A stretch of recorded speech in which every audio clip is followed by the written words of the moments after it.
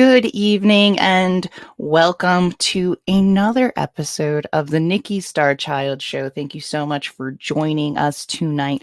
Tonight we have a huge guest. This is a huge guest who's bringing information to the public about his experience. People have referred to him as Patient 18 to the Patient 17 movie. If anybody's seen the film Patient 17, which I think I've got it correct. Yes, Patient 17. If anybody's seen the film Patient 17, it's about Roger Leir, Dr. Roger Leir, and his work on the implants and him taking out an implant. And the film has always kept things open for me in regards to this topic. So we have Eric Mitchell here.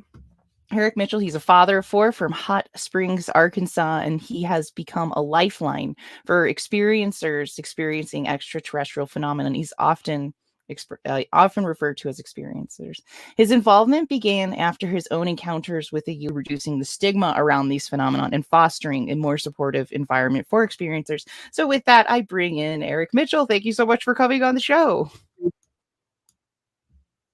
Hey, Nikki, thank you for having me on. I appreciate you. Chat GPT kind of, threw out some foul balls there, but it will do that. We try. What did they do? What did they get wrong? I know this is why we don't trust Chat GPT. For those of you who don't know, oh yeah, did they get something wrong in the intro? Because I know I was throwing some stuff out there. I know Sheehan from Maureen Seberg. She works at Nexus magazine. That's where the article came from. But I don't know Diana Pasolka. Probably gonna meet her one of these days, I'm sure. Author underscores. Yeah. You'll definitely probably meet her, especially after the things that we were talking about. So because there's just some information that you definitely, that helped me find you in a lot of ways. I'm going to change my lighting real quick because this, like we were talking about before, this is something I've been trying to follow through on for about 2 years. I really do think there's something to the implant phenomenon. I do think that there's something huge going on associated with it, especially when I talk to people like you and we look at the lab results of these implants. People pretend like there is not physical evidence from these extraterrestrial encounters, but in fact there is. It's just that this stigma is really holding people back. So to start with, I just wanted to ask you, how are you doing today for once? How are you doing? Another day in paradise. I'm glad to be home. I spent the better part of 11 years on the road, flying, driving, and stuff like that. I never, for 34 years of my life, I didn't believe in UFOs. I was brought up, those are the crazy people. So you can imagine my surprise waking up at 4 o'clock in the morning and having one of these craft hovering, off the ground in front of me. It was the case was opened by Barry Gaunt, Kentucky MUFON director at the time, 2013. And this thing kept coming back. It affected my body physically, mostly my eyes. I had 20/20 vision. These electromagnetic fields will push and pull on your eyes at the same time. So luckily I can get reading glasses and see far away and up close at the same time. So that was kind of a blessing. But it's been a long ride. These things have been out in the open. I've moved 9 different states now where it's been out in the open. I think Las Vegas was the most prominent because there were people all over Las Vegas filming, the activity over my home. So you really can't move away from this kind of thing. But back in 2013, I was introduced to Dr. Roger Leir. We spent a lot of time on the phone talking about implants and surgeries and all that. And we were supposed to meet at Dolores Cannon's conference in northern Arkansas. That's about 3 hours north of where I am now. and we're going to meet, discuss surgery, and he passed away 2 weeks before that meeting.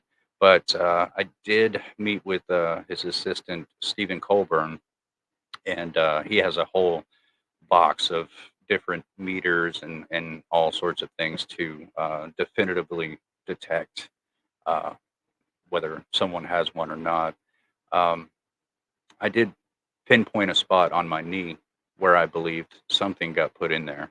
And Dr. Roger Leir actually sent me a 100-pound neodymium magnet, and he postulated. He wasn't sure, but he was a very brilliant and creative man. So he basically sent me a very dangerous magnet to just 10 minutes a night, hold it there. He said they're non-magnetic metals, but it may create an eddy effect, an electromagnetic bubble around the object where it'll eventually come closer to the skin. And it actually worked. The object is just beneath the skin now. But they were interested in the one in the back of my neck. And so unfortunately, the surgery never happened. As far as I know, there's no surgeons out there that are willing to do this kind of work. And, I don't blame them. It's frustrating for me because I get calls all the time of people. And just to correct Chat GBT again, it's 127 different countries, over 3,000, worked with experiencer, and tens of thousands of phone calls with people that are just freaking out. Some people need it extensively. I did. I needed it extensively. I didn't believe in the subject, and all of a sudden, it's all over my life. So yeah, these things are very real. Commonly 50, 52 different metals, most of which are not even known in our solar system, according to the database where we catalog meteorites that have landed for thousands of years all over planet Earth. So they're also atomically aligned, as if you were to take one atom at a time and graft a piece of several types of different metals together atomically. Normally, they have a thing Roger Leir talked about was microtubules, which that would make you think the brain, because the brain has microtubules. We're not sure exactly what they're doing, but it's got to be fantastic. But these things, it's almost like you have a drill the size of an atom going through these metals in a very peculiar way. I've heard a lot about microtubules quite a bit in this community in regards to implants, and so much of the things that you're saying are going to resonate not only with people like me who research it, but people out there who are listening to this right now. So to kind of give people who are just getting to know you a little bit and just first hearing out your story, um when do you think you started having these experiences? And when did this all start to Um, happen? When did you first start finding out yourself that you had these experiences or remembering that you had these experiences? there's some people in my life that suggested there was weird things around me when I was a kid. But I grew up under skeptical parents and family members, so I just never believed in the strange. If something strange happened, I just explain it away. Just like most people do. We find ways in our mind to make it right. And it's part of the stigma, and we tend not to want to believe. We want to believe that human beings somehow technologically in the past 100 years or so have figured out the reality of existence. I mean, for 300,000 years before that, we had rocks and sticks and cool fires and stuff. But really, in the past 100 years or so, we've got into technology and trying to understand the world around us a little bit better. But for me, it was uh,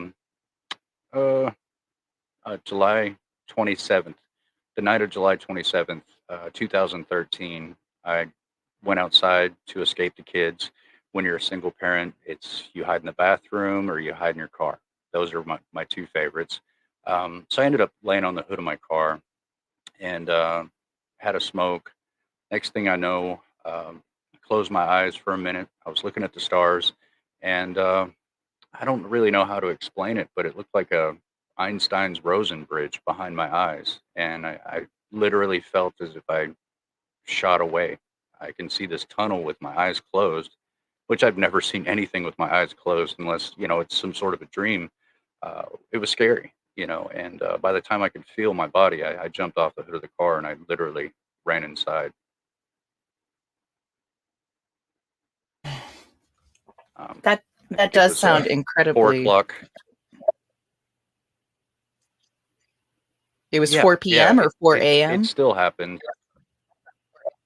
It was about 9:30 at night. It was about 4 o'clock the next morning. I woke up and I was standing outside of my apartment. I had no idea how I got there. I assumed sleepwalking, but my right shoulder was facing or my left shoulder was facing my door. My right shoulder was facing the dead end street, and that's my cat loves to photobomb and stuff like that. That's my cat, but um,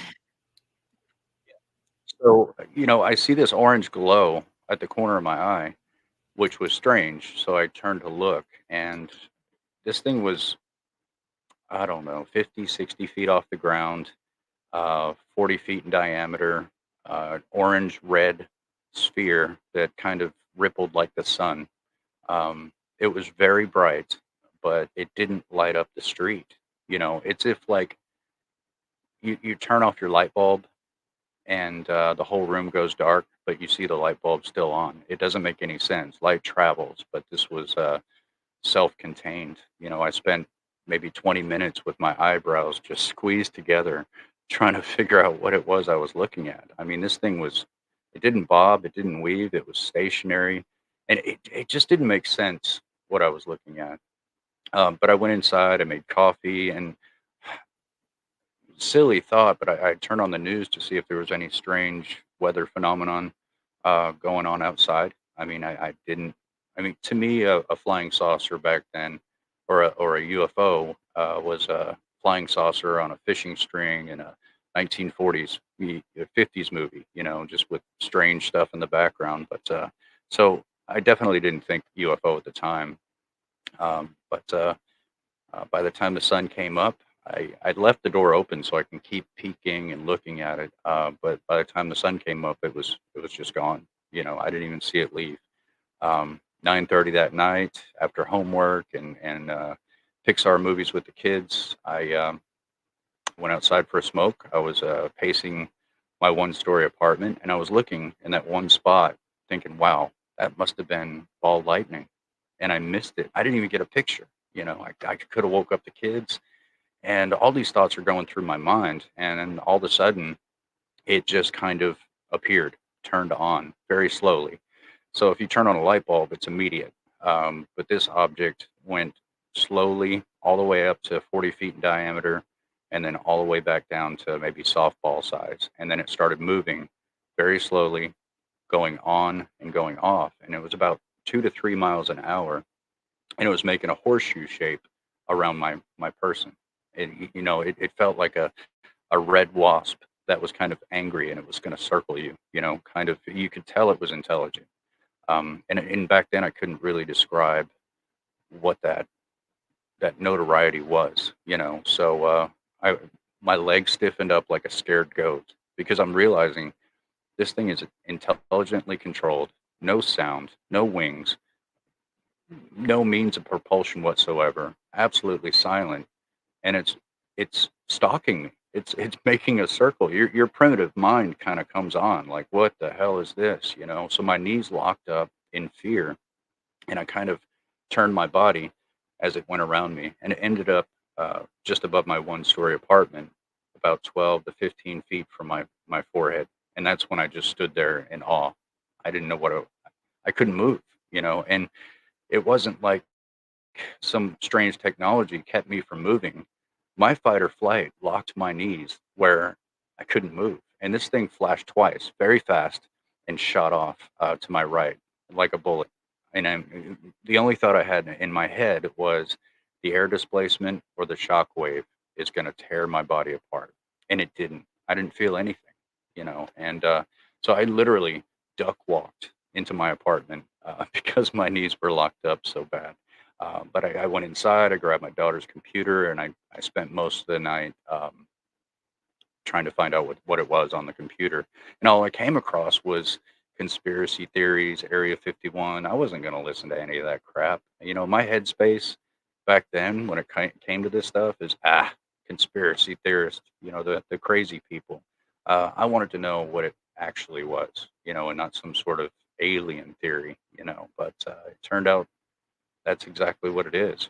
I hate to say the word alien. NHI is probably more appropriate, um, because we're not certain exactly what's going on.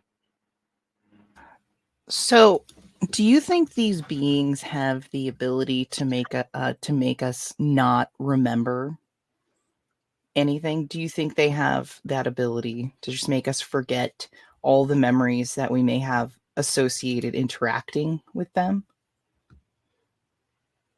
Absolutely, absolutely. And there's various ways to do something like that. I mean, you can literally use light to put someone under hypnosis.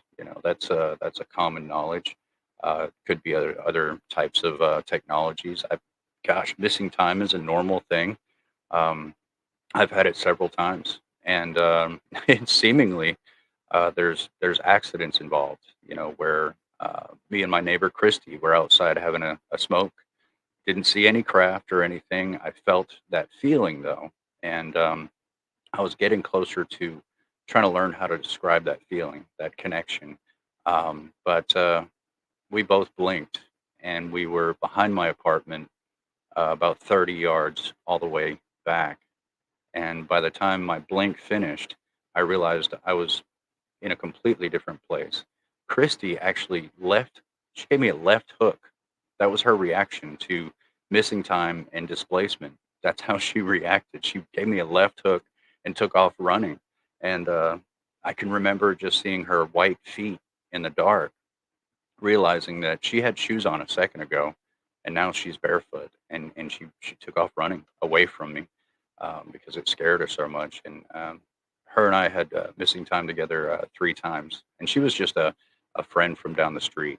She worked nights, so she was one of the last people in the neighborhood to actually see this thing because she was always gone in the evening hours.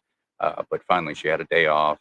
She wanted to celebrate with shots that her and her husband had agreed to a divorce. Um, it wasn't a healthy relationship, so she came around the corner to celebrate with the neighbors. Hey, I'm finally getting rid of this jerk, and which was great for her. And at the time was the first time my kids actually saw this thing too. We were bellied up to my Cadillac, and the tree line was probably 30, 40 yards away. And this thing was just above the tree line, and it was stationary. She comes around the corner with Bacardi and shot glasses, being really loud. Me and my buddy Dan and my kids, we're quiet as a mouse just looking at this thing because you get that feeling like, you're walking through the woods and you realize you're too close to a bear. You're very quiet. You don't breathe loud. You're just in that moment. Don't move too fast. Something bad can happen. Type of feeling. Here, her clumsy butt comes around the corner really loud, and we're like, shh, be quiet, But she said, "Holy bleep, that thing is real." She heard everybody talking about it. But about that time, we had a Black Hawk helicopter. Didn't hear it coming. Came up over the power lines and dipped down behind us. We turned. The object took off as soon as the helicopter showed up. We turned around, and this guy spotlights us. I mean, I'm holding onto my hat. I'm blind, from the light. I can see these big goggles on his face, through the glass. And then he went up and down the street, the grass across the street, looked around and raised up and went back the same way he came. And we have a small privately owned airport here, and there were two Blackhawks there for a long time. They were just parked there. Why would an airport need that? I mean, come on. But the activity was going on quite a bit. My neighbor, there's no way to explain it all, but this thing did knock me down with a pencil beam type of light, and it somehow forced my brain into savant syndrome. And so going from, my first IQ test, which was 110, my last IQ test was 150. So that was really impressive to my investigator, where I went from a deep Southern um, draw, speaking very slow. My vocabulary was extremely limited to uh, a really fast boost. As a matter of fact, I remember calling him on the phone, and my brain was going so fast that I just wanted to report some things to him. And I just started going off as soon as he answered the phone. This happened and that happened. Oh my God, blah, blah, blah, blah. And he said, wait a minute, who is this? I was like, it's me, Eric. He goes, you're not Eric. Is this a prank call? And I'm saying, no, Bear, it's me, Eric. He's like, where's your accent? Why are you talking so fast? What's going on? So it blindsided him. I mean, he's been doing this for 50 years, and he always sees a consciousness shift, worldview destruction and rebuild, but he's never seen someone just escalate so fast. So he literally didn't believe it was me until my kids came around and said, "Yeah, that's our dad." So that was a really Yeah. difficult part for me to kind of. So I had my daughter send off some emails to a professor at Stanford University back in 2013, because I saw him on the movie Sirius with Stephen Greer, and I thought, man, this guy's got 6 PhDs. He's interested in this kind of subject. Maybe he can tell me what's going on with my brain. But I sent him several emails, but I didn't even know how to email back then, so it was like through my daughter's phone. But little did I know at the time, he had the CIA coming into his office with pilots that were experiencing the opposite of what I was going through. And a few years later, I had a man from Harvard contact me, and now they're kind of working on the savant syndrome side instead of Havana syndrome, where it's damaged and you have scar tissue. Now you can see that it's augmented, and this fibrous tissue is not scarring. It's a large network grouped together in a small place of neural connect to ability. I'm kind of choked on that, but it's a huge fibrous part of the brain, basal ganglia, cauda putamen, cauda nucleus. It's just unbelievable amount of uh, neural activity, whereas not many people have that in within their motor function. So it changes a lot of things about you. So you're talking about Dr. Gary Nolan is the scientist that you tried to reach out after seeing the documentary Sirius with Dr. Stephen Greer, which was about Out of the Skeleton. Hmm. Is that who you're referencing? You were reaching out to Dr. Gary Nolan? Yeah, yeah, yeah. He's I checked into all the work he's done in his life, and I was blown away. I mean, have you looked at this guy's credentials? Did he have time to pee? I mean, 6 PhDs, patents through the roof. He's got companies all over the place. And I guess he's gone a little bit public on some of the findings he's had. Probably not as much as he wants to, but he's got to be responsible with that, kind of information. But I sent one of the guys, a neurologist from Harvard that I'd been coursing with, and I sent him the email. I said, get a hold of Dr. Gary Nolan. He's great. So my friend, and I drop names when I can, but these scientists, they don't need to be in the public. They need to be doing their job, and right now he is mapping out um, the experiencer brain. He's with an AI system. So you've got 100 billion neurons within your motor function. That's the totality of an entire brain. And so he's having to use AI to map, all these neural connections within this area. And it's fascinating. The first step that you kind of learn, and let me put it in a like a non woo woo type of way. Okay, so there's family bloodlines that have a specific gene, and it lays dormant. Sometimes when we're children, we undergo unnecessary trauma. Dad's drunk all the time, comes home, half the time he pulls off the belt and beats me. So my motor function in its growth period is going to be hyper vigilant of this problem. Is dad going to come home drunk today? And so we develop a better sense of empathy.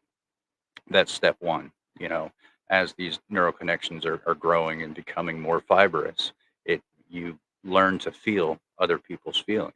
You know, I know that sounds woo woo, but we are mammals, we are animals, and we adapt to our surroundings. So we've got this special gene that runs in families. One member wakes up through this trauma, and this is not every case, but the common case. And we keep an eye on this traumatic thing to stay safety. So the second step is going to be intuitive ability. I feel like dad's going to be home in 10 minutes. I feel like he's angry already. I better take out the trash so he has no excuse to be angry with me. So there's that intuitive function. Uh, the third step that I've noted now, me as someone that works and counsels with experiencers, a lot of experiencers don't want to go to a psychiatrist or a therapist because they already halfway think they're crazy, you know. And that's a sane process to question your sanity. People that don't question their sanity, that's the people you got to worry about.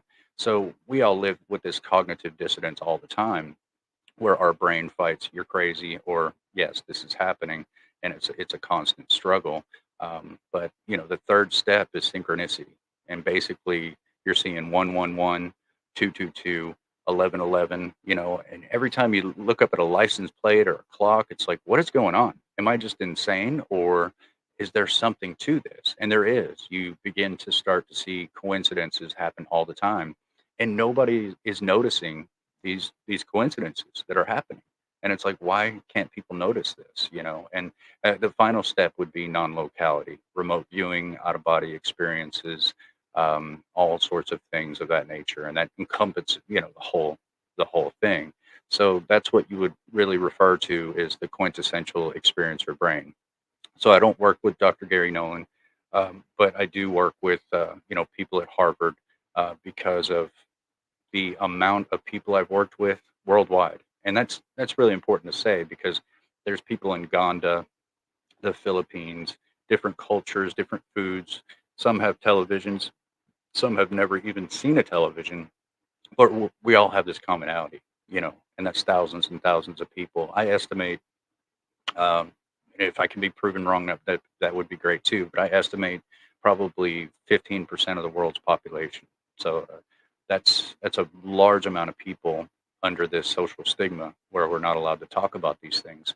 But it's just amazing, you know, to see someone from Africa that lives in a grass hut, fishes and grows grain all day, to fish more, get more grain, to be able to sell that for something like money because he doesn't normally need that in where he lives, and go into a town and find someone with technology to reach out about this thing that's coming down from the sky. And finally contact someone like myself. You know, so I don't know if you ever seen that show Quantum Leap when we were kids, but that's what it's like every time my phone rings. It's going to be a different story, a different country, different point of view, but everything matches up.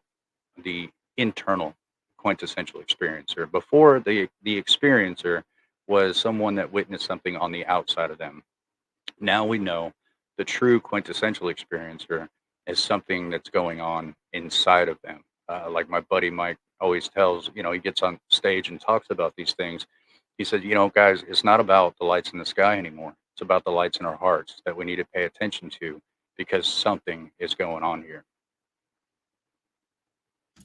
So, in the documentary, Patient 17, and correct me if I'm wrong, but I think we talked about it earlier, but Dr. Roger Leir, who was investigating all of these alien implants in the middle of this being filmed, he had a heart attack and he passed. Is that correct? It appears that that's what happens during the course of the film.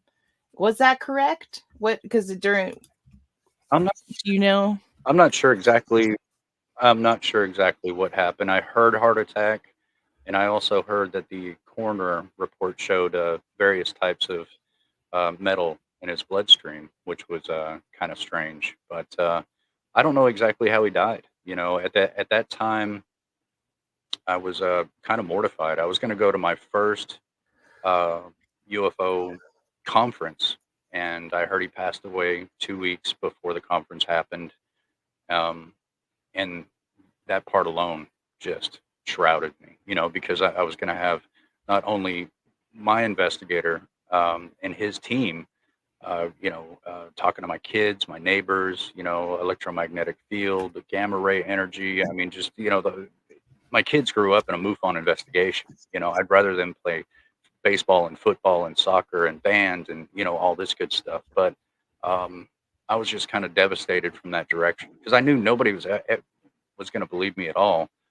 So I needed that piece of real evidence to come out of my body. So I never knew exactly how he passed away. I hear so many different things over the years, but yeah, it was 2 weeks. In my mind, naive mind, the first time I heard the word ufology, I thought maybe I can get an online class, and I certainly didn't know what the heck MUFON was. I was shocked. I was like, "There's actually people in every state that study UFOs at people's houses." What? Are you serious? It was a long, slow integration for me to actually accept the fact that all of this is real. But yeah, it was like 2 weeks after the Dolores Cannon conference is when she died. So you can imagine my point of view of everybody's dying. I need to get the hell away from this stuff. But I did get to talk to her for a couple hours at the conference, and she was the sweetest lady, full of wisdom. My gosh, I intentionally kept trying to keep her, but she was busy having to do, all the things that she needed to do at her conference. Well, yeah, and that's a big question, because from what I watched when I was watching it this morning before we had this interview, because I watched it again, I is Roger Leir died in the middle of the filming, and like you were saying, like people dying. Like it's a Mhm. dark topic. Like it is dark because of that. Like that's one of the things that's really shocking about the film is Roger Leir dies, and then the test results come out that it's inconclusive.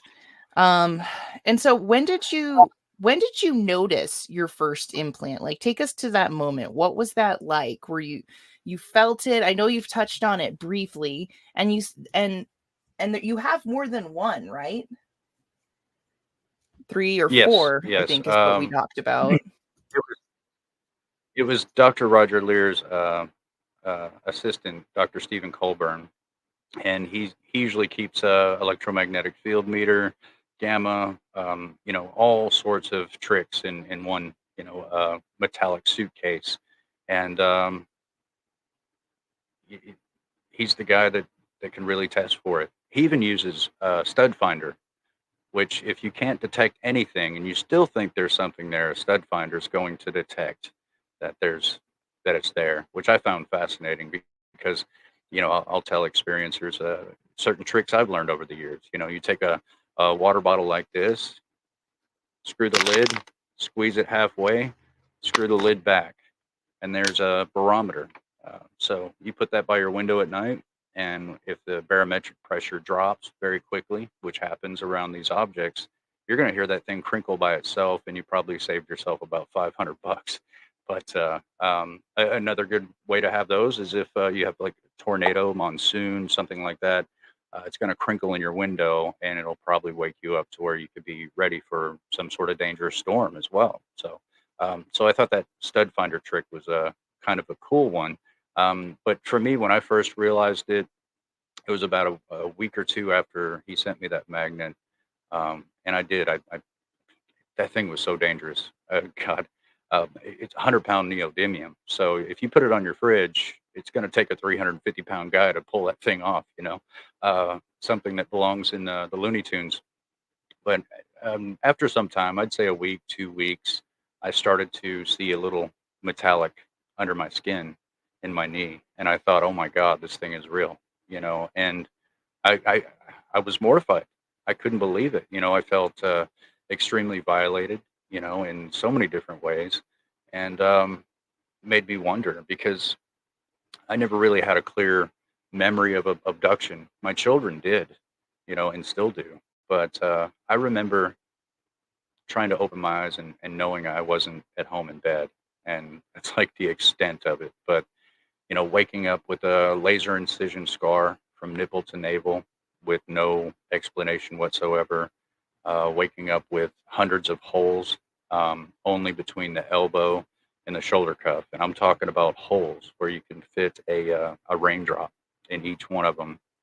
Happened to my daughter as well. It looks like a honeycomb and it's so dehydrated for some reason that they're not bleeding or pussing like they should. So it took, about a month before they would actually be hydrated enough to burst open and start running blood down our arms. Unfortunately, it was summertime, so we wore long sleeve shirts and kept a spare in the car just in case either one of us started bleeding again. But it took a long time. I still have the scars, of course, from shoulder cuff to elbow on both sides. And unfortunately, so did my daughter. Her pediatrician was extremely upset. I've golfed with this guy. I've known him for over a decade. And he said, Eric, what's happening with you guys?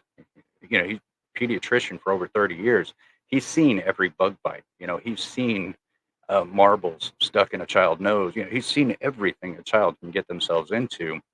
And he's never seen anything like that. I mean, he just kept asking, how did your arms only get dehydrated and the rest of your body is hydrated? And he's like, he's trying to make sense of all this.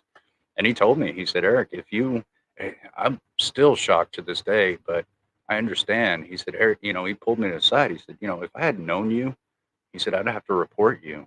And I said, what do you mean report me? You think I could do something like this to myself or my children? There's just no way. So these abduction scenarios, thankfully, I don't remember. I'd probably be more scarred emotionally and mentally from what my kids remember. But they just, I don't know. My daughter, she graduated at 15 years old. I adopted her. Brilliant young lady. Started college at 15, and she's the type of kid. How somebody breaks a lamp and every kid points to the next kid. He did it, she did it, he did it. She was never that type of kid. If she broke a lamp, I'd say, who broke the lamp? She'd say, I did. I was vacuuming and the cord hit it and it fell over. She's just that. So I've never seen her lie. I've seen her try to do it and she turns red and smiles like I do.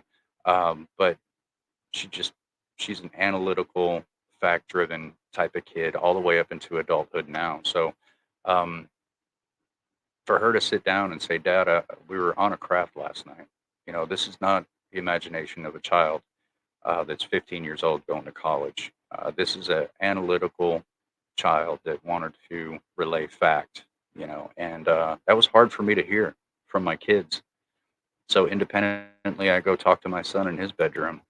I said, what happened last night? He said, Dad, I don't know if it was a dream or if it was real, but we were on a craft, and he said the same thing that she had said, and they hadn't corresponded yet, so it's very difficult to just accept that, you know, especially at that time. It was just I couldn't register that. What other details did they give you that you were able to get from your kids who remembered being on this ship? That's nice. I know that you have each other, that they have brother and Hmm. sister to like be together, because I've seen that a lot in families. It I guess one aspect of being grateful for, despite all the trauma and difficulty around this topic, is it's good that they had each other to remember too, and not feel like they're crazy, because they could just so what was that like for you as they Yeah. gave you more details about, like, because you're sitting here and your children are telling you that you were on a craft last night, and you're how do you process that? How does that work for you? What's that like? I'm a Southern man. I slept on the couch so I can be the closest person to the front door. Um, as a father, as a man, there's no bigger struggle than knowing your children are in danger and there's nothing you can do about it. It'll destroy a man on the inside, especially a Southern man. I slept on the couch with a 380 under my pillow with a flashlight. That's where I was sleeping. Because if anything came through that door, I was going to shoot it, basically. That's physical harm to my children. I don't play that at all. Do what you want to me, but leave them alone. I mean, that was one of the most hardest and difficult things to deal with. But they lucked out from it. I was buying extra ice cream. I was getting their favorite cereal. I just felt so bad about what was going on. So they cashed in pretty well. But one thing I noticed that kids are not socially engineered yet.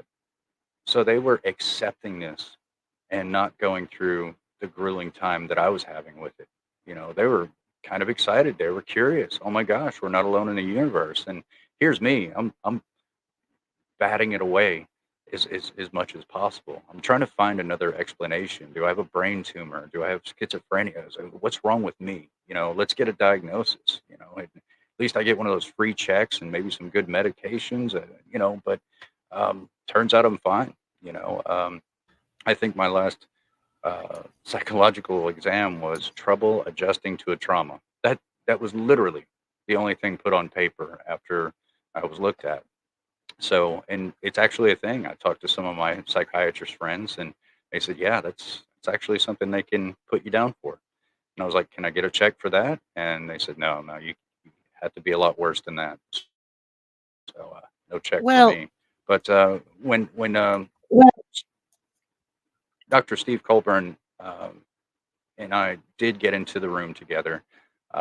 He banged something off the back of my neck back here, uh, my elbow here, my right knee on the inside, and the bottom of my left foot. And once he located those, he said, "I want to check you out even further." So he turned off the light, and I'm like, "What is this guy doing?" How do you look at somebody, in the dark? And he turned on a black light, and he was lifting up my shirt and just looking at my skin. What it looked like was fingers, like a greenish blue residue left over, like fingers holding my wrists and three long fingers and a thumb on my chest as if something was holding me down. And he explained to me that this residue is left over usually about up to 30 days after having an experience. So, when you have strange, unexplained marks and stuff like that, run a black light over it, and you can see that there's some sort of residue left behind. As far as I know, there hasn't been a clear enough sample for us to figure out exactly what this residue is, but there's just not a lot of money to do that. When it comes to having my friends sneak around at MIT to, you know, go under a do these things, he can't just do that in front of his colleagues. He's got to wait until the lights are off, the janitors are all cleaning out the trash cans, and that's when he can sneak around and kind of, look at certain things. I mean, that's how pathetic it is right now. I mean, Dr. Nolan, obviously, he's getting some funding for what he's doing. My guys at Harvard, they're doing it out of sheer curiosity, and they're being fed the information from Dr. Nolan, and they're also conducting experiments and peer reviewing with Dr. Gary Nolan. So they're opening up a channel through various different ways, and it's spreading. There's a lot of PhDs that want to be in the loop and learn. What's coming out of these studies, what are the commonalities, and it's not just neuroscience, we're talking about psychology, sociology, everything. So once that gets paid for eventually, because scientists are capitalists, they have to work in the area that pays their bills, but these guys are mostly doing work for free. right, and that's also the thing, is even if you Right. can get This is the access thing. to the equipment, even if you can get access to the equipment, then you get positive results. It's hard to release because then people say, "Oh, what about using the equipment?" What did your kids say that the entities looked like? Did they see the entities, or did they? How does the memory of being on the ship? What does that look like for them? Did they see any aliens, any entities? Yeah, the typical I wouldn't say all the way typical, but very similar, what you would see with a gray. Um, my daughter had said that I was on a table. I was kind of out of it, like half asleep or drugged or whatever you want to call it, but out of it, not aware I was in the room. And this being walked her down the hallway, walked her into a room, and she was okay with it. She wasn't scared. She was curious. Kids freak me out when it comes to this stuff. Like, no wonder I was sedated. I would have been freaking out. But kids are open to the world and new realities. They're just fine with it. But us adults, we can't accept that. Um, Walked her into this room, and there was a machine, and she stepped up on a little platform, and when it turned on, her consciousness dissipated, you know everywhere. And she described it as I would in a deep transcendental meditation of, just being one with everything type of feeling. You just disperse and have all the knowledge you could possibly want at that single moment. Now when you come out of it, it's gone. And so she described that to me. But my son and my daughter both have very little memory. That's basically what came out. My son, he's my biological son, and he still has experiences. But he just remembers being, in a room, like a waiting room, but like a hospital setting with metal tables, with me laying on one of them and him sitting on like a rounded bench that kind of molded into the wall, and waiting for his sister to come back, like they were at the dentist office, type of thing. And it's amazing how kids just okay, that happened. Me, I want to pull my hair out and scream, but thankfully it's okay. But my son, he's 22, he's in the military, and he's doing great, and he still does have these crafts show up from time to time. Mm. And he's in the military. Does he share any of his experiences, with his fellow military men? Because Not yet. that's a pretty Not intense yet. like experience, Yeah. and the validity of being able to have a family who all experiences it, because these are the people you love the most. These are people you're the closest the most to. When they're lying, like that's your reality. A- and so Yeah.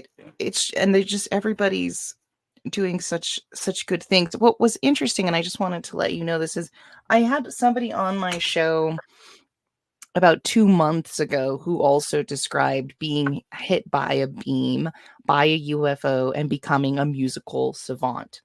So I thought that was interesting. That's also something that I've heard Mhm. quite frequently. Um, because so they've so it's and so are these experiences still happening to you, or does it appear that they've stopped for you? Uh, these things come around. I mean, it doesn't matter where I move to. Gosh, um, I can tell you the story about Jeremy McKim last year, and I say his name, but I mean you can look him up on Facebook. But please don't anybody bother his family or anything. You can see that he's valid. He's a real person. It's not a made up story. But in 2013, he was at the hotel here across the street. His dad ran the place, so they got the sixth floor penthouse type of thing with a trellis in the back. In 2013, I didn't know who he was. He didn't know who I was. He would go on the back trellis, look to his left, and see these UFOs darting down, coming back out, shooting all over the place, and he would film them. He had no idea that that was Milk Lane, and that was the activity that was happening with me in the very beginning. 2014, when I left to Maine, he stopped filming. They were gone. And September 1st, 2014 was my first night in Maine, where I was on the back third story porch, um, visiting with my new neighbors. And here comes a craft through the park, up over the trees, dipped back down and hovered right in front of this deck. So my neighbors are kicking over chairs and pushing each other, trying to get back inside the building because I had no idea what the hell that thing was. And a couple of them actually moved immediately, because they were so scared. But um, me and the kids, we didn't have any reaction except me. I had a guttural response that I just moved 2,000 miles to start my life over. It was going to be simple again. Everything was going to be fine. And the first night I was there, I, damn it, So fast forward to last year, I think. God, I can't keep track of years lately. I'm just getting to that age. But basically, I moved back home. I rented a place on the other side of these condos, right? And now Jeremy, years later, he's out on the back trellis, and now these objects are flying off to his right. He's like, "Oh my God, the aliens are back!" So he's filming them and excited. He quit hanging out with his friends at nighttime because he wants to stay home and watch these things. And he reported it to a lady that used to be in MUFON here in Arkansas. She gets off the phone. She knew who to call. She called me on the phone. She said, "Eric, are you back home?" I said, "Yeah." She said, "Give me your coordinates." So I gave her my coordinates. She called me back and said, "There's a guy across the street and he's filming activity over your home almost nightly." So she said, "This guy Jeremy wants to meet you." So we met up, we had coffee, became good friends. I met his dad, Rick, and he was just so fascinated. He was like, "What do these things do to you at night?" And I'm like, "I don't know. I'm asleep." And he's got up to 7 objects that he sent me through his phone of them crossing over the water, hovering over my house. And he was such a dork. But there was one day I was at work and he had a daytime sighting and it's going over the water. And here's a Black Hawk helicopter. It went right in front of his trellis and it was unmarked. He started feeling a vibration in his brain. He went to the bathroom, threw up twice, and then he texted me. He said, "Eric, I think the aliens had made me sick." And that was the last I heard from Jeremy. He went to his bedroom, laid down on the bed. His dad got a cold washcloth and you know put it on his forehead to help cool him off. Jeremy's arms stretched out, his eyes rolled back into his head, and he passed away. 35 years old, healthy young man. The coroner report showed that his blood pressure had spiked so high that it cut off the oxygen to his brain, and that's how he passed away. So we're left with 3 scenarios here. Did a UFO actually kill a person? That's not known to happen unless it's some sort of a freak accident. 2, was it a helicopter and these technologies that we absolutely do have? Or 3, he might have had a health condition that nobody knew about and didn't show any symptoms and abruptly immediately died. So that's up for anyone to debate. But is there still activity going on? Yes, yes. I mean, I'm not like Chris Bledsoe. I'm not going to go outside and look at the sky at night. I'm locking the door and I'm staying right here till morning. I do go outside after dark, but briefly. But recently, it's kind of embarrassing. I went out to have some drinks with a friend, and bartender loves me. She knows who I am, and she's like, "I watch everything you do." So she pours like drinks for me and my friends, and we had too much. My friend shouldn't have been driving. He pulled into his driveway. He said, "Eric, I can't take you home. We've had too much to drink." So I said, "I'll just walk." Um, and I had way too much to drink to even walk. Um, Embarrassing but funny story. I felt this thing behind me walking down this dark road. I turn around. I'm drunk, and here's this craft right over the tree behind me, and I'm yelling at it. "You ruined my life. I can't believe you did this to me." I'm yelling at a UFO, drunk at this point. Uh, can't make this kind of stuff up. But as I'm done cursing this thing out, I turn my back to it and I take about 3 steps, and I heard a lady scream, "Did that just effing happen?" And I turned to the house across the street, and there's a husband and a wife drinking Bud Lights on the front porch. So you can imagine from their point of view, here's some drunk guy walking down the road, turns around, yells at a UFO behind him as if they're angry with each other. And then I turn around and start walking away from the thing. But yeah, I bet you that's a story they're going to tell for the rest of their lives around the campfire, I'm sure. Yeah, I'm sure, and that's kind of part of it is people this topic is just it's not talked about. And so the important stories that need to be reached to the surface never make it because it's just so disregarded. And that's why I just really commend you for just coming forward and talking about this and really helping out. I'm just so glad that you found Twitter, because it sounds like Twitter has been a helpful force for you to kind of come forward and maybe start talking about it. That's how I found you. How has Twitter helped you since you've been part of X and an experiencer and on all these spaces? I don't think my investigator wanted me to have Twitter. I've had Facebook, and all that stuff, but Twitter is a different, type of thing.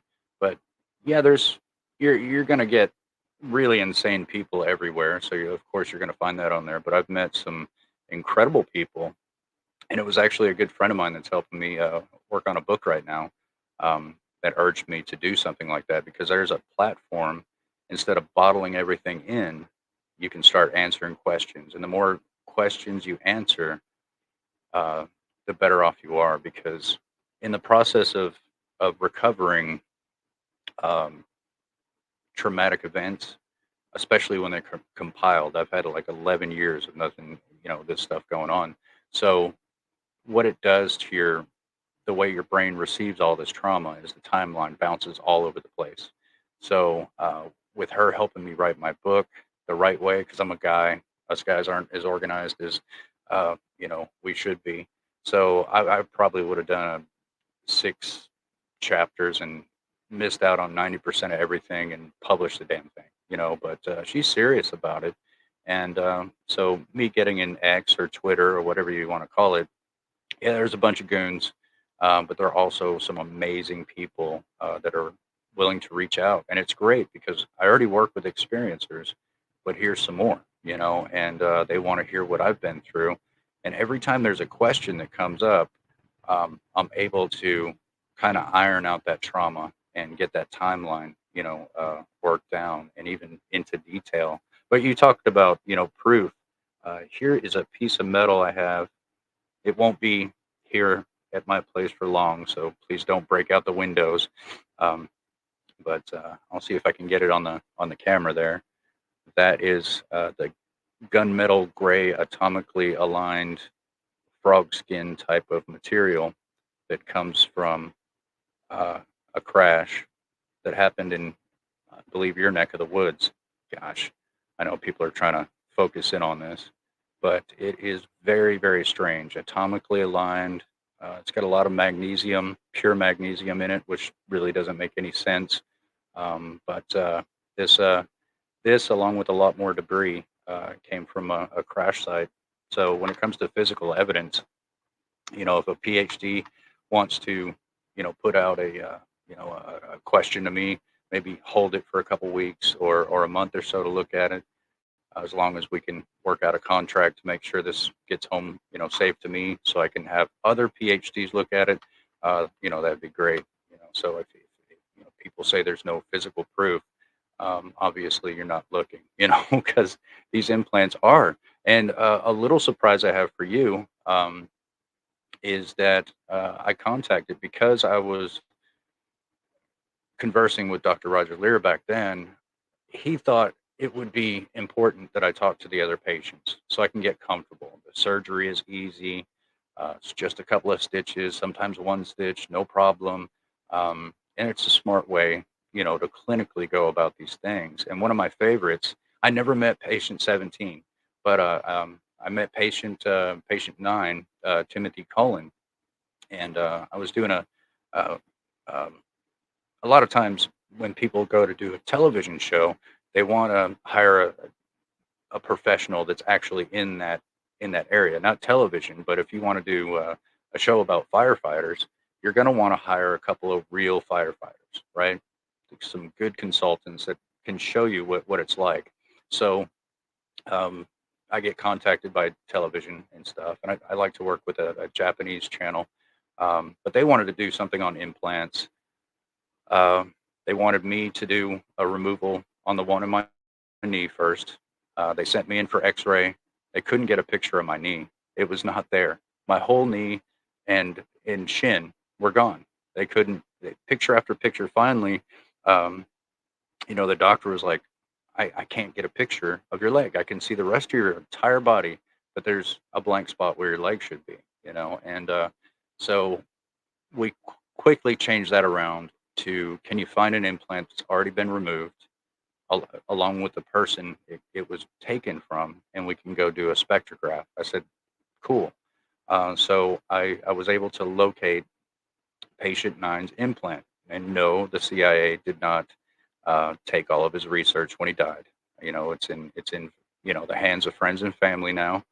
I wish it wasn't in a basement somewhere, in someone's house. I wish it was out in the open. Maybe one day we can work that out. But I was able to negotiate. So we got patient nine's implant.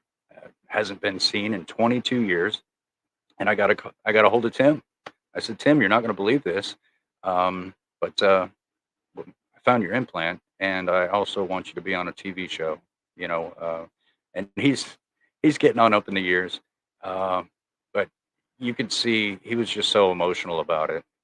He was attacked by everybody for so many decades, and his proof, was on its way to him, and it just feels like the world doesn't care anymore. I mean, here is solid proof that's about to go down, and maybe 400 people heard about it, but anyway, it was great. I was able to get a hold of Dr. Stephen Colburn, uh, um, Dr. Roger Leir's assistant, and get the whole group together. And now my job was to find a lab. I need a lab that'll run a spectrograph on an unknown object. This was very hard to do. They want details. You can't just show up like you're at a popsicle stand and with $1 and get yourself a popsicle. There's a process in a spectrograph. So I was able to get a hold of a place. I know this is gonna sound bad, but experiencers will understand this. The lab was called Leir Labs in California. Like, you can't make this stuff up. So I was able to get them to agree. They were happy it was a TV show, so that could lend credence to their business and the work that they do. So it all worked out. I was actually stuck here while it all went down. I wanted to go so bad, but I was stuck here dealing with certain, other people had some problems I had to deal with. So they all met in front of the lab. They filmed it, and the spectrograph came back, and these scientists were like, "Oh my God, this thing is atomically aligned," which we don't know how to stack atoms. If we knew how to stack atoms, the whole world would look completely different. Microtubules, the whole nine yards, and these guys were scratching their head. They had no idea. 50 something metals, most of which are not even from this, you know, uh, our neck of the woods, as far as our solar system. Um, and some of these metals, you're not supposed to be able to combine them, but they were combined. It was just 1,000%, for patient nine, for Tim, but if any of your listeners, because I'm terrible with computers, but it's called Duo Entertainment, DUO. It had to have aired by now. I know it's going to be in Japanese, but I know plenty of Japanese people that can maybe translate the language. But it was done in America, so I know the paperwork itself is going to have the spectrograph results and everything like that on there. But it was a really great thing for Tim to do that, and it's a part of ufological history that we need to go back to. And I did that. Shameless plug. I don't do a show like you do, but every once in a while I'll just jump on with a friend, experiencers 1111, and just have a conversation. But I'll probably do something like once every 3 months. Don't wait around. It's not a popular channel. This is a good one here. But you'll be able to see Timothy Cullen himself, how old he is, how terrible he is with technology, and he's got his eye in the camera. But he's an awesome, awesome guy to have gone through everything he's went through. Well, it's about to, I think what you're experiencing right now is absolutely monumental, and I think this is just going to blow up. Like, I won't be surprised if this turns out to be a very, very, very popular interview on my channel once I release it, and for a lot of different reasons. And one being that you actually have the objects and you're willing to let people study them through contractual agreements, right? Like that's actually kind of huge. Some people will be like, oh, I I don't. don't want anybody looking at it. And that's not you. You're like, hey, I'm willing to, like, the object that you showed from Corona, you're willing to share and have agreements about the object in terms to study, which is huge. Um, Well, to be clear, I don't have the 17 implants, but I do know where they are. So, but this actually belongs to me. Um, and there's certain places and certain people you can talk to maybe go out and find pieces of your own, and maybe it's something or maybe it's nothing, but you can. It's not cheap to have it analyzed, and that's the problem. There's just not enough money. Um, there's enough scientists now, but where's the grant? Where where is the billionaire people that are interested in holding up a piece of paper to the world and saying, "We're not going to wait on the president. This is fact," you know? And gosh, I mean, I'm even seeing people in ufology go against real science. So I don't know exactly how that works in a particular brain, but I go with science every time because these guys are brilliant men, brilliant women that know how to figure out a problem, execute it, and figure out what we need to know. And so um, if we could all work together and bring this all to the table, um, we need we need we need to do this. It's just difficult right now. Yeah, and I think it's hard to Yeah, find. and It's it's hard to it's find. interesting because we like to think it's easy, right? Like this sounds like a job for you to try to get to try to find somebody who will take it out. You got it X-rayed. It wasn't popping up on the X-ray. It's like it seems like, and they're talking about trying to find a lab that you can explain why you want to do this. A lot of people say, well, why don't you just have it be? It's getting it studied is a lot harder than people Hmm. assume. Yeah, yeah. So I mean, the science process. It's tough, but we've got scientists that are willing to do it though, and they've got credentials a mile long. It's just a matter of time before. I'm not going to hope federal government funding. I hope not. I hope it's private. That way, nobody sways popular opinion. You just throw out the facts, and this is what it is, and this is what it's not. But these implants are definitely physical proof. No, I do know Dr. Roger Leir did send one of these implants to the DoD, and the DoD was pissed. They wanted to know right now who made this piece of metal. They wanted to know, and Dr. Roger Leir is like, I can't help you. I don't know who's making these metals. These people claim that they're having abductions, and all of a sudden, here it is. It's in their body. So there were people in the DoD that was extremely upset that someone has the capability of making this technology, which is outside the capability of our own Department of Defense. That's a national security problem if I've ever seen one. yeah, I would definitely say that sounds pretty clear indication that they don't want this information out there. Do you think if some scientist came out in our community who was like, hey, I can run with this, I can go with this, just somebody who seems, do you think you could entrust them to analyze your own implants? What would it, who are you looking for to help review your own implants? Beside, I know that you had this difficulty with other people, and like I said, it sounds like a job, right? Like, because when you do an X-ray and then like part of it's missing, well, now you got to go figure out, now you got to go get all start, now you're back at square one almost. Yeah, So there's all there's all kinds of you can have. I mean, number one, finding the surgeon. It's exceedingly hard to find one surgeon that it could be a dentist, podiatrist, someone that can give you some stitches and do it the right way to remove these implants. You've got to have the thing to study. And number two is just as simple is be able to send it off to particular people that are willing to look at it. And three, this equipment is expensive. You can't just use the equipment, so it does cost a little money, and there's a waiting time where you've got to wait for your slot, your window. And once we're able to tackle all that, I think you'd be surprised how many implants actually show up in the mail. You know, I do know um, one particular person that retired. I don't know this person, but I know of them and a lot about them. But this person reportedly has removed over 300 throughout the last 30 to 40 years, and he's bored with them. And so that's amazing. He's only interested in the ones in the nasal cavity now that's closer to the experiencer brain. And the postulation is, um, are these implants somehow interfering or teaching or augmenting or doing something to the experiencer brain, or is it just a particular location? So I found that fascinating.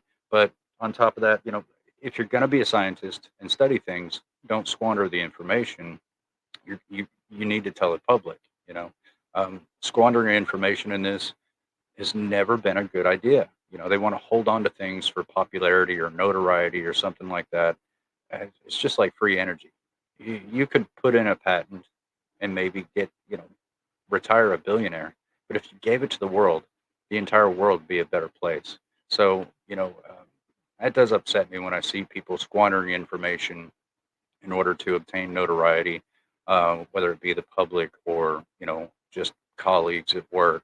Either way, it's doesn't benefit the world if you hold it in your pocket. So you were talking about this magnet, right? That you had like this super magnet that who was it? Did you who gave you the magnet, just to clarify? It was Dr. Roger Leir. He sent me Dr. one. Roger Leir. Okay. Yeah, yeah. He said, And so that now I helped don't know. bring Yes, Mhm. yes. I don't know if it's going to work with everyone. It's a thought experiment that he had. Instead of these, this stuff is non-magnetic. You can hold it to a magnet, nothing's going to happen. So he postulated that you can hold a magnet just outside of the skin, and it would create an eddy effect, an electromagnetic bubble around the object, and it would kind of move away from the nerve endings and stuff like that. There's a metallic frog skin type of substance that surrounds the implant. Okay. And this stuff is, the moment you remove them, you can try to cut them. I'm no implant expert, but I did know, some of the best. Once you remove the implant, you cannot cut this frog skin with surgical steel. It won't even scratch. There's no way. Within minutes, it starts to peel off naturally, and it just crumbles like ashes. And there's very little left to even study what this stuff is made out of, but it stays um, in our blood, our fluid, all that stuff. It stays and thrives. The moment it's exposed to the outside elements, it starts to fall apart. Now, Dr. Roger Leir postulated that this exoskeleton, this frog skin, this smart metal, whatever it is telling the body that it belongs in the body. And nerves are wrapping around it and accepting that as part of the body. Foreign objects are always worked out. If you go to a doctor and say, I've got this foreign object, they'll say, well, if it's not bothering you right now, let's leave it alone and see if it'll naturally work itself out. And you prevent scarring and stitches and let the body naturally do these things. So a lot of these things aren't getting removed. Now, imagine this frog skin type of material with heart transplants, kidneys transplants. I mean, your body is not going to reject anything that you put in there. Uh, that would save lives. Like that would save lives right now. Incredible technology. So, for people to want to squander that, no, that's a bad idea. There's children that are dying right now that can benefit from that type of technology. So it really needs to be studied, not in the forefront of mind of entertainment, that UFOs are real. We know UFOs are real, but it's the technologies that come along with them that can make the world a better place, and not to be squandered by people that want to benefit from it. And here, that's the big problem. Well, I think I do have people who have equipment that can analyze things. I think that can analyze metals. I think there's enough. What's the best word? There's a bunch of hobbyist scientists who I think you've probably seen on UFO Twitter and on Twitter in general, who do go and they like buy up this scientific equipment, like they own it personally, like it's their own private ownership of equipment. Have you ever thought about, like, cause of equipment costs? I'm just thinking broadly in terms of all the things that we can do to try to support you as a community, because people like you deserve all the support that we can give you, to help you answer this question, especially with all the roadblocks, that you've come across. What can the community do for you, Eric, to help you? What can we do for you? What kind of what if you could ask anybody not on UFO Twitter, forget UFO Twitter completely for 1 second because it's so wild. But like what's something that we could do for you to try to help, or society or people in your everyday life? Like, where do you need that support so that we can get these answers out, so that we can Oh, finally look at this stuff and make it happen? oh gosh. Yeah. The best thing anybody can do for me is if you hear an experiencer speak, listen to them, give them comfort. You never know what they're going through. Of course, like me, I sound completely nuts, and so do they. But they're coping with something that um, people couldn't possibly understand. So show compassion, lend an ear, keep your opinions to yourself, and you're learning. You're learning from these people. It may not be easy to take, but don't fire back. Just listen. And when you listen to enough of us, you'll put the pieces together like I have. It's really easy. Scientifically, that's how you do it. If all these pieces fit, then it's a puzzle to be put together. And that's the most important thing. People are taking on ridicule. I'm taking ridicule. I'm backed by MUFON. I'm backed by ufology. I'm backed by PhDs. Just because I like to keep a private life and I don't want to be a Mr. Special Me and run around and sell people stuff, doesn't take the validity of who I am or all the other experiences out there that don't have a case, that have not been backed. But it's true. I've been on the phone with these people and they don't want to be the superstar. Let's get popular. The idea of that is kind of ridiculous. If you do have so many people love you and not know you, it's an empty world. And that's why rock stars sit and take pills and drink themselves to sleep every night. You got a million people that love you and nobody sees you as a human being. Once you become a commodity, your life becomes hell, you know? Um, so yeah, when these people are in a private place and they're able to talk to you, listen to them. That's the best thing you can do for me, because that's the work I do every day. I don't want one person to go through what I went through alone. I don't want to see suicides happen. They happen all the time, and so that's the best thing you could do. General, be a decent person, lend an ear, and know that all of us are learning from every single person we meet. So don't discard the people that know a hell of a lot more than you think.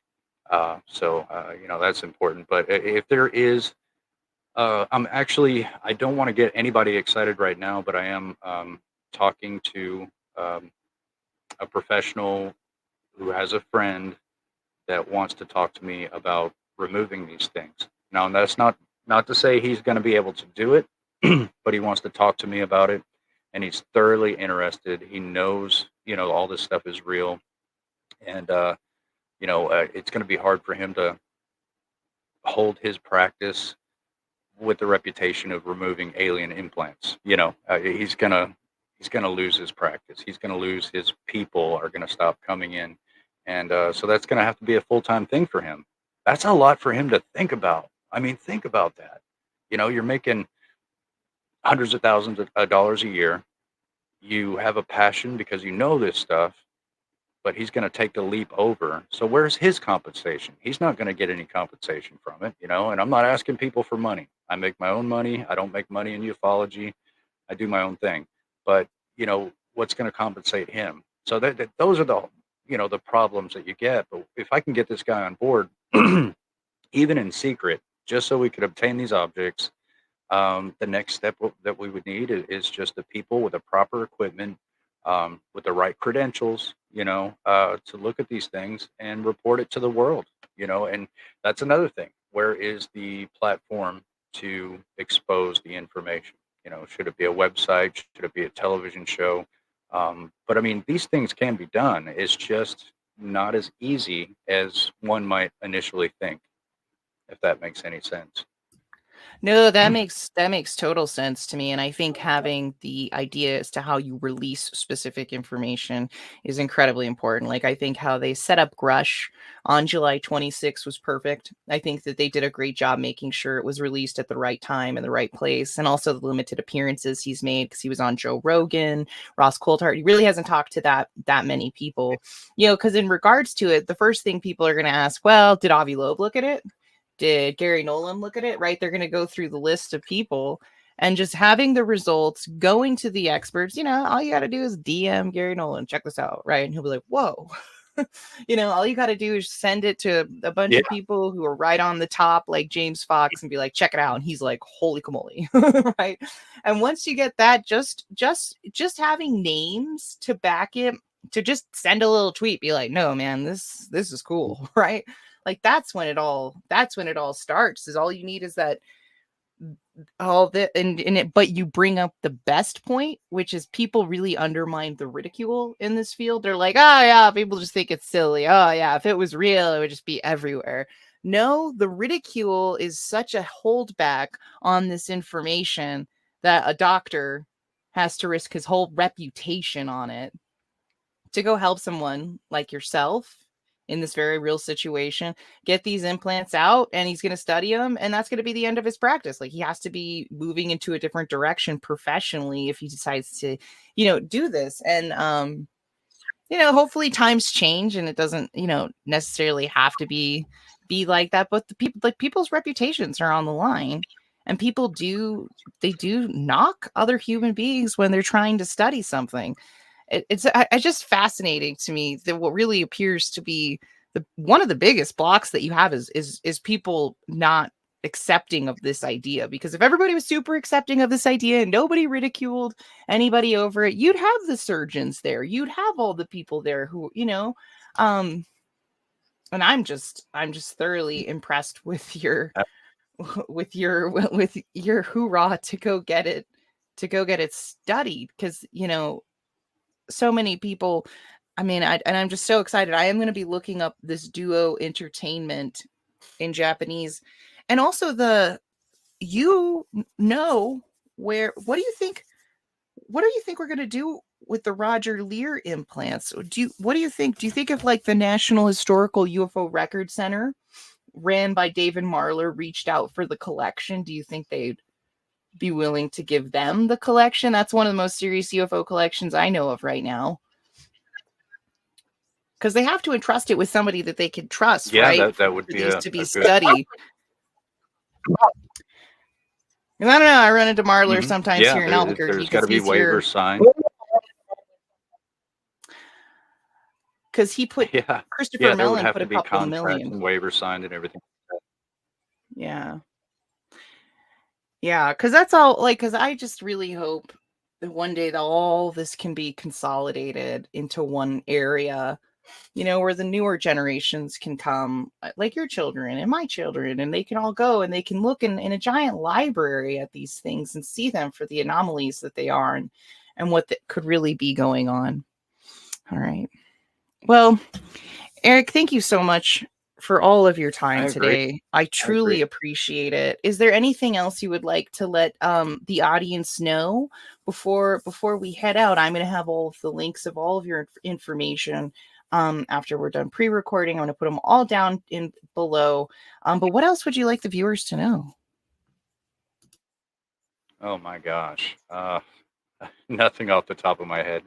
I guess if we start going many other directions, it's a lot. It's a lot. 11 years ago, my life went from simple redneck, and that's not a bad word. We like the word redneck, to hopping on planes and jumping in cars and trying to, chase down what happened to me. What's still happening to me? Why? You know, um, it's always supposed to be the other person, and especially not somebody like myself that didn't believe in the subject. But you know, it's been a lot for me, compiled in a short period of time. But my major, what I want the most is get disclosure out to alleviate the social stigma on innocent people all over the world. And for me, that's kind of I didn't get to pick my life's mission, but there it is, And I thoroughly believe disclosure is already happened in some senses. It's on its way in other senses, and it's going to come from so many different directions. It's ridiculous. Hollywood disclosure movement starting. There are medical coalitions starting to try to look at experiencers with no funding, but they're still trying. You've got PhDs all over the world that that are pining to just get a grain of rice of information. They are excited. If you're a true scientist and you hear this subject, you get excited. And so that's starting to change within the scientific community in a huge way. And I know people don't see that because it's not on our televisions, but I'm here to tell you, it's happening. But there's so many facets. We're having anywhere from 60 to 80 whistleblowers going through DOPSR right now. They got to meet with the attorney general uh, to finalize the process. June the 20th is supposed to be the new revision of the Whistleblower Protection Act. So that's going to make them feel more comfortable and maybe more people to come forward. So I think in the zeitgeist of ufology, these whistleblowers are going to be a thing for a while. But disclosure, the way I see it, is happening to 1, 2, 5, 10, 20, 50 people a day. In secret, they come across the news. They're not going to tell their wife. They're not going to tell their husband, and they're going to secretly research this stuff and watch, the process go until the stigma's gone.